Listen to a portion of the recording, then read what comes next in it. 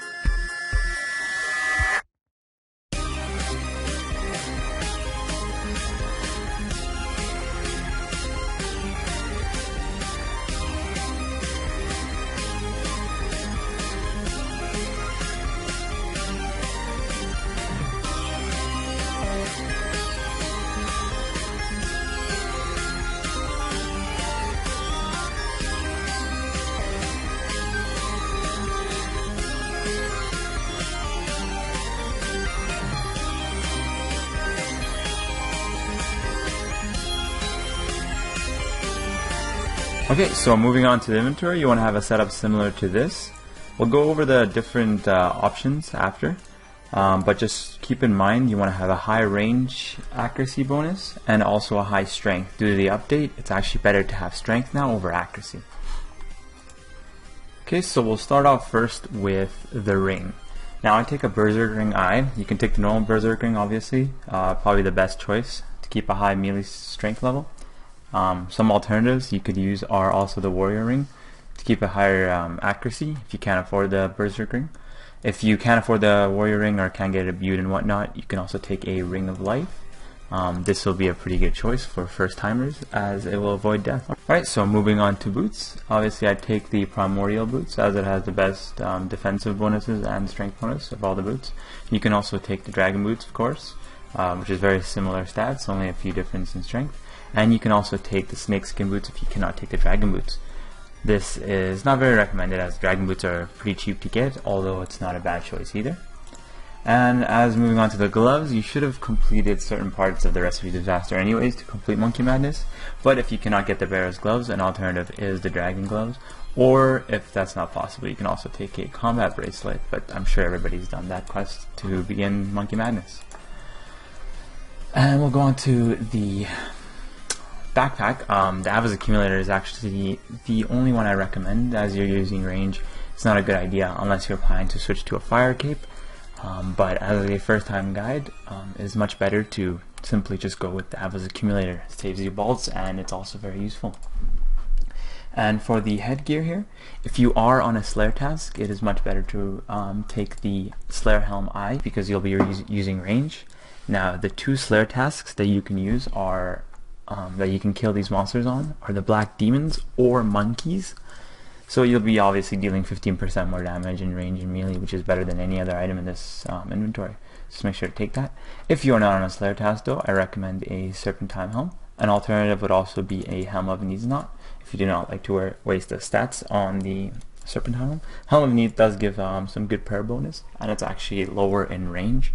As you can see from the Serp, it gives less of a minus, so in theory you can do more damage with range, so it's definitely, it might actually be better depending on the situation, but I do like the strength bonus of the Serpentine Helm. And moving on to Amulet. Amulet of Fury is highly recommended. I know there's some other ones like the Amulet of Torture and the Necklace of Anguish, I believe, but the Amulet of Fury is still going to be the best for this situation as you are using a mixed style. An alternative to this would obviously be the Glory, which has very similar stats, but defense bonus of the Fury really helps that as well. Okay, moving on to the three main positions here, starting off with the Carol's leather top. Obviously you want to have a good mix of range and melee damage, but you want to also have a high range defense with having some magic defense as well, as sometimes you might get hit through that. So it is definitely recommended to bring a Carol's leather top as it provides a good mix of both. An alternative to this would definitely be the Black D-Hide top, which still has decent magic bonus, will give you a good range bonus, and the defensive stats are not too bad on it. Moving on to the bottom, I do not recommend the Carol's Leather bottom, because if you do that, then you'll lose most of your range defense bonus, which is very helpful as you do have a chance of getting hit with range damage, even if you somehow avoid it. It's also, you do not want to take the Carol's bottom. An alternative to the Bandos Tassets would be a Barrow's bottom piece, not including Varus, just because it will give you still that high range bonus that you need. And moving on to the weaponry, as of the update, it's actually better to just do as much damage on it as you can, like the highest amount of damage, rather than just DPSing it with let's say a whip. So the alternative to using the Ceradon Godsword is obviously using any other Godsword. With the high accuracy and very high strength bonus, it would be ideal for this type of boss. If you cannot take a Godsword though, an alternative would be the Abyssal Tentacle with the Dragon Defender or Rune Defender. Now, of course, you can also switch that over for the regular whip as well. It's a lot lower slash and strength bonus, so I'm definitely using at least a Tentacle on that. And if you cannot afford any of that, you can also take a Dragon Scimitar with a Rune Defender. Obviously, this is it's a lot cheaper setup, but it works as well. And as for the range weapon, I recommend a Toxic Blowpipe with Adamant Darts or better. I do not recommend going lower than Adamant, as you won't be doing enough damage on the Demonic Gorillas. An alternative to the Blowpipe, if you cannot afford it, is the Rune Crossbow. This also works very well after the update, as it only takes into account damage. So a Rune Crossbow would also be a very good choice, and with taking that, you can also take a shield with that, so maybe perhaps a Rune Square Shield, Crystal Shield Eyes, highly recommended. You get a very good range bonus, and also Dragon Fire Shield as well if you can afford that. But most likely if you're taking the Rune Scimitar, you won't be able to get the Dragon Fire Shield. So a couple of things to keep in mind when you're choosing your inventory to take. The best setup I found starting off is to have a one-click switch, mainly because it can be kind of intimidating to change prayer and change attack style at the same time when you're starting off your first, say, 100 kills. So it's recommended that you keep one item switching. So a Toxic Blowpipe into a Godsword, it's strictly one item and it's very easy to change between. This will help with your switches, as you'll be switching attack styles and prayer protect. Okay, and another thing to keep in mind is that having a few prayer bonuses could actually be very helpful in staying longer. Potentially you can take more food that way, so good prayer bonus will always last you quite long. Now that's taking into account that you'll be staying there long, so once you get used to it, you can keep adding more prayer bonus and more strength bonus into your setup, and losing more defensive bonuses. Okay, so that's everything with inventory. So just to quick recap, this is the highest, this is the ideal setup that you want to take to Demonic Gorillas, and here I'll show you the cheapest method as well. And this is the cheaper method of going to Demonic Gorillas. Now you will want to perhaps remove your shield and just have a one-way switch with the whip. That'll make it a lot easier. If not, you can always take the Dragon Defender and also take the Rune Crossbow with the shield, or you can just keep one of them on, so you can have perhaps just a shield on and then just switching between these, or going with the Dragon Defender and just switching between those as well. Now the only problem with that is some of these weapons also decrease the bonus, so you lose 2 bonuses on that, and probably the Crystal Shield with the whip will probably be the best option actually. Okay, so moving on to your inventory, we'll start off with your range weapon. Now I take a Toxic Blowpipe because it is a one-click switch. It's very useful when killing the Demonic Gorillas. And for the pots, you want to take 1 Super Combat Potion and 1 Ranging Potion. The number of Super Combats and Ranging Potions will need to increase as you get familiar, but for a first-time trip, this is definitely what you want to take.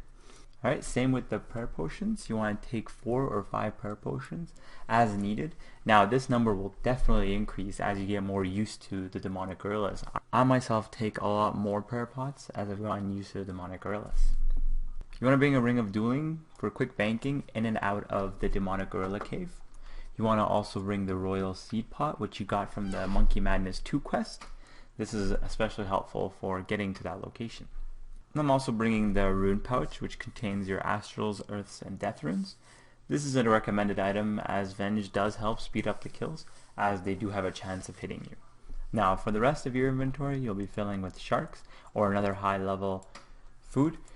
Now I do recommend just sharks as they are pretty cheap and they do help with the kill. You don't want to take anything higher as you'll just be wasting more money, and as you get more used to demonic gorillas, you will not need as many sharks. Now I'll show you another setup, which is what I take, and this setup will last you much longer than this one, but this is a good first time setup. Okay, so this is a setup I take.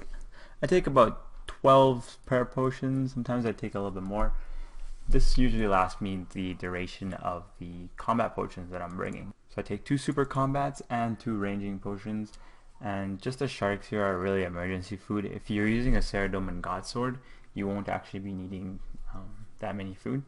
This is just an extra resource. Also, they drop a lot of sharks anyways, so this will hopefully last you over 30 kills. Okay, so once you're ready, we can head out to the demonic gorilla cave. Once you press your royal seed pod, you'll appear in the middle of the grand tree. You want to head out northwest from there, exactly to where you fought the boss in the Monkey Madness 2 quest. But before we head out, just make sure to grab a 1 dose of your super combat potion and 1 dose of your ranging potion. This will help you stay longer throughout the kills, and just replace those with sharks right after. Alright, so you press your pod there, you'll appear in the middle of the grand tree, and you want to just follow me northwest to where the single combat demonic gorillas are.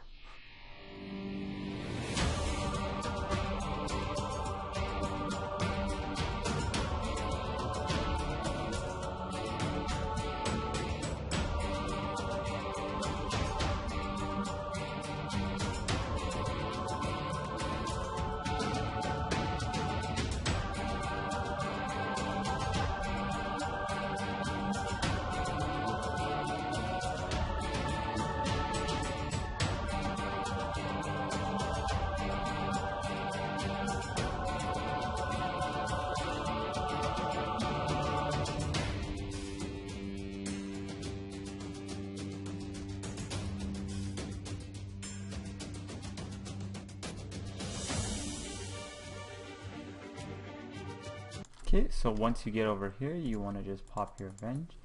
Okay, so we'll be showing you the 3 different attacks of the demonic gorillas. First one we're going to show you is the range attack, which is a white rock being thrown at you, as you can see on the video. And the second attack is a magical attack, which is a green magic ball being thrown at you.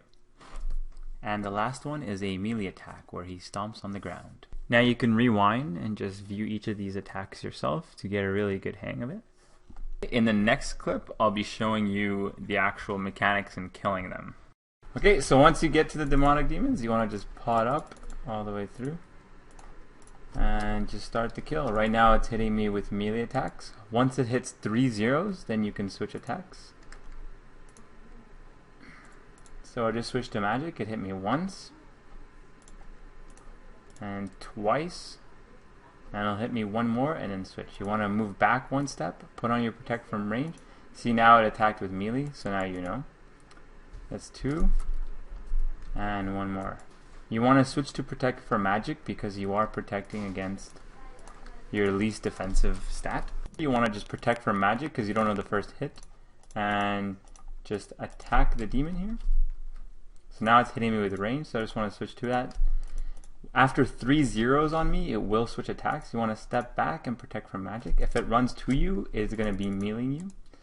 So right there, it just ran to me. That's once, twice, and 3 times. You want to Venge because you don't know what their next attack is. And it's just a falling rock, so just move out of the way. It is going to be magic. So that's 1. And another falling rocks. They don't count towards the actual hit. So that's 2. And just keep attacking it. Another falling rock. And that's 3. You want to step away again. If it does run to you, it means it's going to be meleeing you. If not, then it's just simply going to be a range attack. So right now it's going to attack me with range. So once.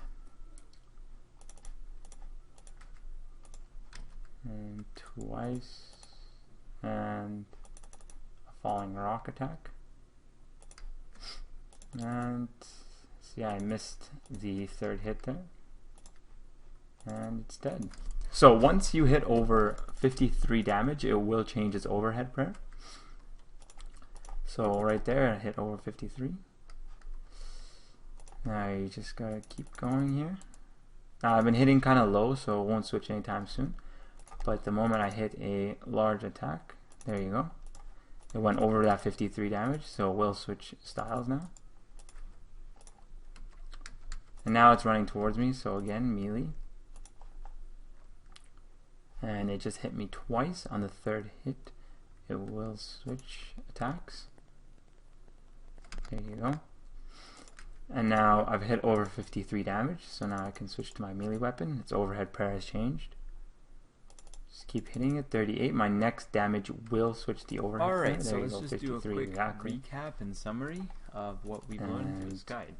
So first thing up, 53 damage is when you need to change your attack style because its overhead prayers will be changing.